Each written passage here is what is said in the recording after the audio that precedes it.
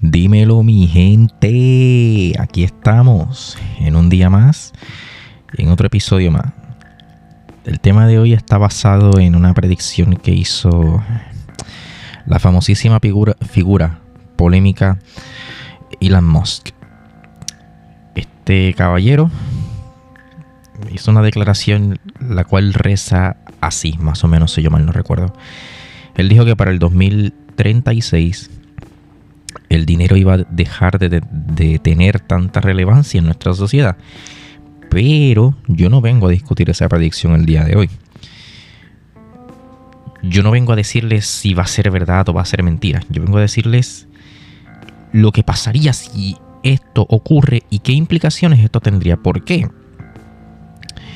Porque aunque no queramos verlo, mi gente, cuando uno mira este mundo moderno muy de cerca, uno se va dando cuenta de que tal vez este caballero Elon Musk no está tan equivocado. Y les voy a explicar por qué. Lo primero es que obviamente el dinero funciona como parte del equilibrio mundial en el sentido de que es una moneda de cambio. ¿Y qué es una moneda de cambio? Una moneda de cambio es un recurso que se utiliza para intercambiar bienes y servicios. Y esos bienes y servicios pues obviamente van orientados a la satisfacción de unas necesidades. ¿Qué pasa? Que la moneda es el intermediario que permite intercambiar esos bienes y esos servicios por tiempo, por tu tiempo. Entonces, si quitas el dinero del medio, ¿qué clase de herramienta vamos a utilizar para medir el valor de un bien, de un servicio, o incluso medir el valor del trabajo de alguien, o el valor de una empresa, o las tasas de intereses y el intercambio de monedas a nivel mundial, mi gente? El dinero es algo que está tan institucionalizado, perdón, la palabra está complicada. Es una institución tan fuerte que eliminarla suena insólito, pero aquí les van un par de factores los cuales pues estarían dando una señal de que esto es una realidad. El primero es las máquinas. Las máquinas y la inteligencia artificial son cosas que no necesitan ser remuneradas. Son cosas que no necesitan comer, no necesitan dormir y no necesitan tener derechos laborales ni derechos humanos. Por lo tanto, ahí quitas el dinero de la ecuación. Porque las máquinas tú no les tienes que pagar. Entonces ahí el dinero perdió valor en ese sentido. Segundo, si cada vez hay más personas perdiendo sus trabajos, pues obviamente ¿cómo vamos a tener fuentes de ingreso? De nuevo, ahí el dinero sufre otro ataque directo. Tercero y último punto. Si entonces ya no hay trabajo y cada vez menos personas pueden generar dinero, la diversidad que va a existir entre monedas va a decaer. Es decir, ustedes saben que cada país tiene su respectiva moneda, o eso se supone que cada país tenga su moneda, pero hay países que pues hacen alianzas económicas y utilizan todos una misma moneda. La cuestión es que en el mundo, como ustedes saben, hay varias monedas. Está el dólar, está el euro, está el yen, etc. Obviamente, si el dinero cae como principal institución, pues obviamente estas monedas y esta diversidad económica va a caer. Y aquí es donde yo quiero profundizar un poquito más. Porque el dinero no solamente es economía, el dinero es diversidad, el dinero es un mecanismo entero. Un mecanismo que nos ha acompañado desde casi los principios de la historia humana. ¿Y qué pasa? Que cuando tú le quitas a la economía diversidad y tú literalmente destruyes la economía de tajo, pues el futuro y el presente que se vislumbra no es algo claro, no es algo que yo pueda decir. Pues mira, vamos a utilizar esta otra institución para sustituir el dinero, porque no es tan sencillo. Entonces, ¿qué valor va a tener el trabajo y el esfuerzo de las personas? ¿Y qué método justo vamos a utilizar para medir eso? Pues no lo sé, mi gente. Ahí es donde radica la pregunta. Y lo traigo este tema porque parece, de nuevo repito, parece insólito, pero uno ve cómo las piezas se van alineando poco a poco y uno dice, esto me preocupa. Y ojo, no necesariamente significa algo malo, mi gente, pero ustedes saben que yo siempre les he dicho que las diferencias entre ricos y pobres es por algo. La mayoría de los casos es por razones sólidas que ya yo he traído anteriormente en este podcast. Y obviamente yo no soy elitista, yo soy una persona pobre, común y corriente como cualquier otra persona del mundo. Lo que pasa es que sí tengo un poquito de conocimiento de estos temas porque primero soy universitario y pues mi rama de estudio está en base a la economía. Entonces, otro punto importante de esto, mi gente. El dinero no solamente es un factor de equilibrio, el dinero también ayuda a medir valor. El valor de un producto o de un servicio. Porque la economía te dice que cuando hay mucha demanda de algo, pues significa que la gente lo necesita. Y cuando la gente lo necesita, pues la economía hace ciertos ajustes. Sería fácil tú decir, pues mira, en un mundo en el cual no existe el dinero, si nosotros vemos que la gente necesita mucho un producto o un servicio, pues simplemente hacemos más de ese producto, de ese servicio. O sea, fabricamos más, damos más a la gente. El problema está es qué métrica utilizamos para eso, cómo lo medimos matemáticamente. Porque hoy para eso usamos el dinero. Decimos cuánto la gente compra eso. ¿Cuánto? ¿Cuáles son las ventas de eso al mes, a la semana? ¿Cuánto la gente lo compra? Y en base a eso los economistas dicen, ok, pues este producto tiene mayor demanda. ¿Qué va a pasar con el precio? Y así sucesivamente, mi gente. Ahora, esto necesariamente tiene que ser algo negativo. Esto tiene que ser algo que tú digas, caramba, se acabó el mundo. Pues mira, yo no sé, mi gente, yo no sé. Yo no puedo darles esa respuesta porque yo, al igual que ustedes, soy una persona que ha vivido toda su vida teniendo en cuenta el valor del dinero. Entonces, un mundo en el cual no existe el valor del dinero, pues, ¿cómo vamos a medir todo? Pues no lo sé. Y ojo, ahí radica la pregunta. Y yo les dejo a ustedes la pregunta de este episodio. ¿Qué clase de mundo ustedes creen que se crearía sin dinero? Y cuando yo digo que esto no necesariamente tiene que ser algo malo, es porque la economía, mi gente, ejerce una presión constante. Y la economía, como todo mecanismo, hay que atenderlo. Hay que atenderlo y la economía necesita atención constante para mantenerse teóricamente lo más equilibrada posible. O sea, aquí no estamos hablando de que yo estoy diciendo que la economía corre solita y que las tasas de intereses y las bolsas de valores no se afectan por factores aleatorios.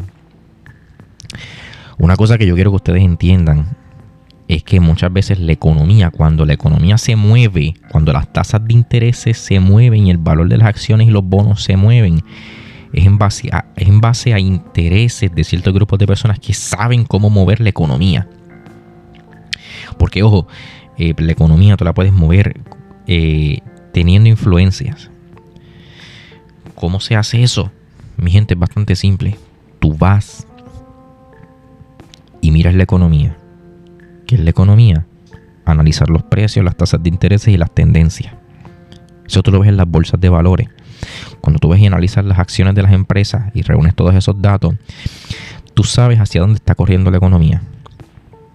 Obviamente no me voy a poner muy técnico aquí, pero los analistas financieros van a entender a lo que yo me refiero. Y la gente que trabaja en esto, la gente que se dedica al tema de comprar, vender acciones, etcétera, me va a entender. ¿Y por qué lo digo? Porque cuando alguien sabe esto, cuando alguien sabe qué piezas tocar en el momento que hay que tocar esas piezas, porque recordemos que la economía es algo que cambia, que se mueve constantemente, pues ese alguien controla el mundo. ¿Qué pasa? Que al igual que como yo he dicho que quien tiene la mayor cantidad de información controla el mundo, volvemos a lo mismo, mi gente. Para yo poder controlar la economía, yo requiero información. ¿Cuál es el problema de esto? Que hace unas décadas el conocimiento del funcionamiento que tenía la economía pues no era muy bien entendido y no funcionaba muy bien.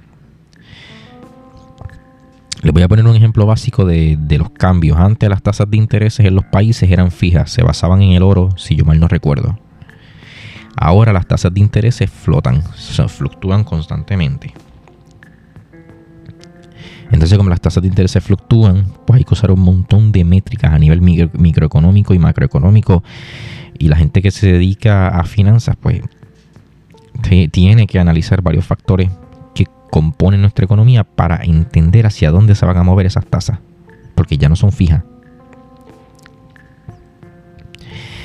Entonces, cuando entendemos esto y entendemos que todo se sigue reduciendo a la información, pues el panorama no se ve tan difuso como uno piensa. Y ahí, mi gente, es donde ocurre algo que a mí me parece fascinante. Porque muchas veces pensamos que el dinero es el protagonista de la economía.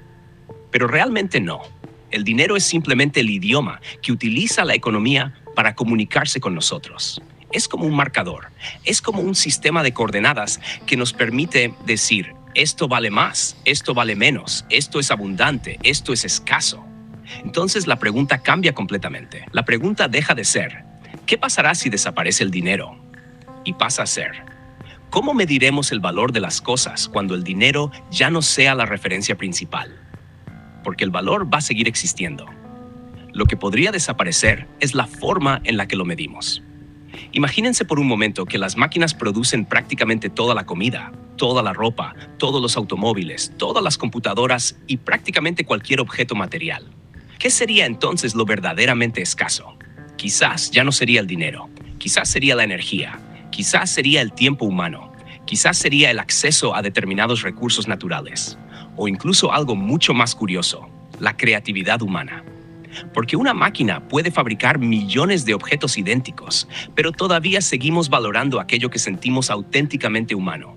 Y ahí entramos en un terreno completamente nuevo. Porque si las máquinas producen la riqueza, pero las personas ya no trabajan para producirla, entonces surge una pregunta incómoda. ¿Cómo se distribuye esa riqueza? Porque alguien tendrá que decidir quién recibe qué.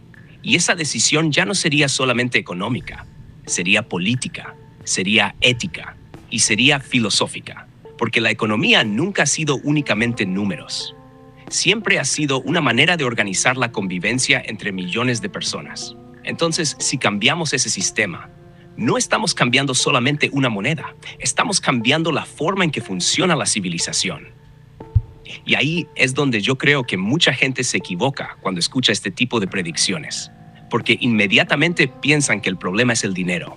No, el problema es mucho más profundo. El verdadero desafío es descubrir qué institución social va a reemplazar una institución que lleva acompañándonos prácticamente desde que existen las primeras civilizaciones organizadas. Y esa respuesta, francamente, nadie la tiene. No Elon Musk, no los economistas, no los gobiernos, ni tampoco las inteligencias artificiales, porque nunca antes la humanidad ha vivido en un mundo donde el trabajo humano pudiera dejar de ser el principal motor de la producción.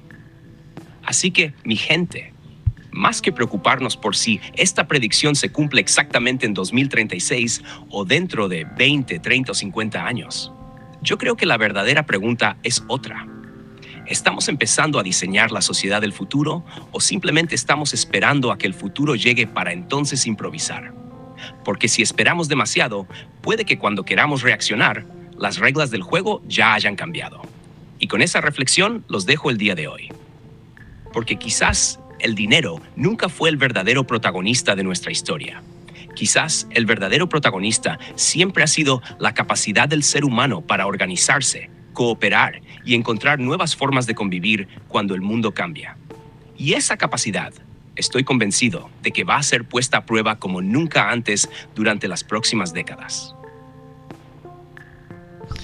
Entonces, mi gente, para ir cerrando y para ir entendiendo un poquito este tema y darle conclusión, es importante terminar con lo siguiente. Hay que entender las cosas que sí o sí van a escasear si esto pasa. Lo primero es, aunque parezca estúpido, pues la creatividad humana. La creatividad humana va a escasear y va a ser, pues, ¿verdad?, muchísimo más valorada. Lo segundo, pues obviamente quién reparte esas riquezas, y en base a quién reparte esa riqueza, pues volvemos y tocamos un punto de un episodio anterior, que es la búsqueda de significado, de sentido y de identidad, mi gente. Muchas veces aquí hemos hablado en este podcast cómo las personas tienen su identidad muy puesta en su profesión. Y dicen, pues como yo soy mecánico, pues ahí está mi identidad, ahí está mi ser y ahí está todo lo que soy yo. Peligrosísimo ese punto de vista en un escenario como este. Pero entonces entramos de nuevo, ¿cómo se va a valorar el trabajo humano si no existe el dinero? Pues ya veremos. Lo segundo, muchas veces cuando se discute este tipo de escenario ya se ha discutido anteriormente. De hecho, esto lleva discutiéndose más o menos por ahí una década, un poquito más, un poquito menos. Se habla de un sueldo básico universal. ¿Qué es este sueldo básico universal? Pues mira, mi gente, el sueldo básico universal es un cobro, imagínense que es como una especie de depósito directo que todas las personas del mundo recibirían simplemente por existir. O sea, simplemente no haciendo nada. ¿Qué permitiría ese sueldo básico universal? Pues que las personas pudieran seguir comprando, gastando, y que hubiera una especie de economía medio floja, pero ahí estaría. Pero una economía un poquito más limitada, eso sí. ¿Qué otra cosa va a escasear y va a ser bien preocupante? Pues mi gente, en un mundo que hay tanta máquina y que la máquina cada vez se adueña de más sectores y de más profesiones, pues la demanda energética va a ser absurda. Entonces, en un mundo que tenemos tanta demanda energética, pues hay que ver cómo suplirse. Porque si lo hacemos mal, como dicen muchos expertos, pues podemos terminar destruyendo el planeta. Independientemente ustedes crean en el cambio climático o no, pues ahí está la posibilidad. Otra cosa que va a escasear y que no se habla mucho es el tema del agua, mi gente. Cuando hay tanta máquina funcionando y hay tanta energía siendo consumida, pues se necesita el agua. No solamente como refrigerante, sino solamente y literalmente para todo. O sea, el agua sirve para refrigerar, para limpiar, para fabricar esas máquinas que usamos, productos, etc. Entonces el agua también va a ser un recurso bien escaso si esto llegara a suceder como tal. Pero para mí, en mi opinión, la crisis más peligrosa pues va a ser la crisis psicológica. Nosotros estamos muy apegados, hay que reconocer que estamos muy acostumbrados y muy apegados al dinero. Entonces hay que ver cómo pega este cambio en la psique de las personas. Hay que ver qué pasa, va a haber mucha gente en depresión, va a haber mucha gente protestando en contra, pero sobre todo la salud mental va a ser un gran problema que tal vez exista como una especie de crisis silenciosa que nadie va a querer hablar porque todo el mundo estaría enfocado en ok, ya no hay que trabajar, podemos dedicarnos a otras cosas.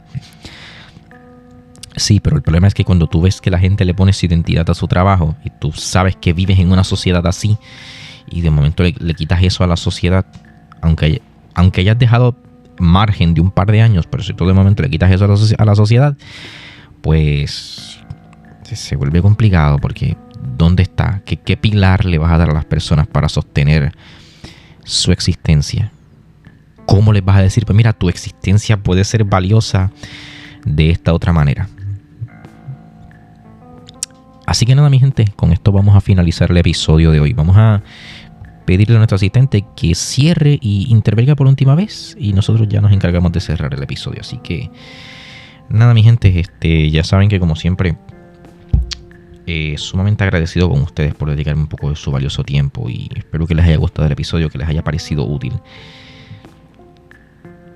Nada, mi gente, hoy no los dejo con una pregunta muy compleja. Hoy en verdad los dejo con lo que ustedes creen que pueda pasar en un escenario así, cómo el mundo va a encontrar su equilibrio y cómo le daríamos valor a esas cosas. Cómo le daríamos valor a todo cuando falte el dinero. ¿Cómo ustedes creen que sería el mundo? ¿Qué ustedes creen que pasaría? ¿Cómo ustedes creen que vivirían ustedes? ¿Qué estilo de vida creen que tendrían ustedes? ¿Y qué sentido ustedes creen que tendría su vida? En un mundo en el cual su trabajo y su profesión ya no es tan importante. Interviniendo por última vez en modo grabación. Y yo creo, mi gente, que hay una idea con la que vale la pena cerrar todo este análisis. Muchas veces pensamos que el mayor cambio de un mundo sin trabajo sería económico. Pero después de escuchar todo esto, yo diría que el mayor cambio sería humano. Porque durante miles de años, el ser humano respondió una misma pregunta de una manera muy parecida. ¿Quién eres?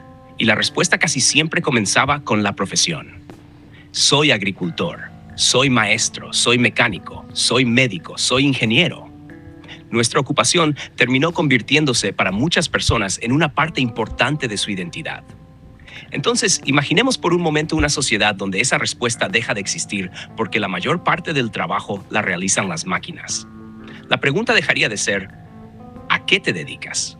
Y pasaría a ser, ¿quién eres cuando ya no necesitas trabajar para sobrevivir? Y esa probablemente sea una de las preguntas filosóficas más difíciles que enfrentará nuestra especie. Porque una civilización no puede sostenerse únicamente sobre la abundancia material. También necesita propósito, necesita sentido, necesita razones para levantarse cada mañana. Si algún día las máquinas nos liberan del trabajo, entonces también nos obligarán a enfrentar una responsabilidad enorme, aprender a vivir sin que nuestra identidad dependa exclusivamente de nuestra productividad. Y quizá ahí esté la verdadera revolución. No en la inteligencia artificial, no en los robots, ni siquiera en la desaparición del dinero. La verdadera revolución podría ocurrir dentro de nosotros, porque por primera vez en la historia, la humanidad tendría que responder una pregunta que nunca antes había tenido que responder a esta escala. ¿Qué significa ser humano cuando ya no es necesario trabajar para seguir existiendo? Y esa respuesta, mi gente, no la van a encontrar los robots, no la va a encontrar Elon Musk, ni la va a encontrar una inteligencia artificial. Esa respuesta tendremos que construirla nosotros como sociedad. Porque el futuro no solamente dependerá de la tecnología que creemos, dependerá sobre todo de la clase de humanidad que decidamos conservar. Y con eso cerramos, mi gente. Con eso cerramos. El asistente lo ha dicho todo. Realmente, ¿qué clase de humanidad y de identidad construiríamos sin trabajo? ¿Cómo sería la evolución psicológica, espiritual, etcétera? Así que nada, mi gente, con esa pregunta los dejo. Ya saben, para mí siempre es un placer. Yo soy anfitrión, sin nada más que decir, me despido. Adiós.